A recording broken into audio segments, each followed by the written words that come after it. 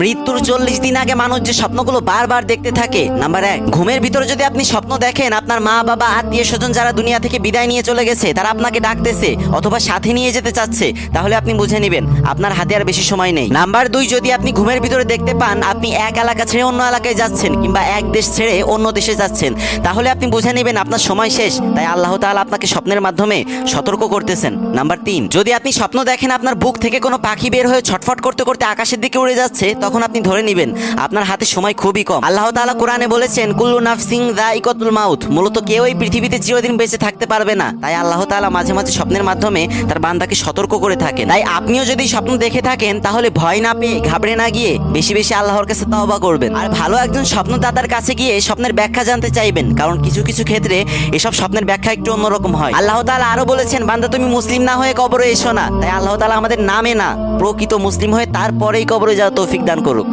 আমিন।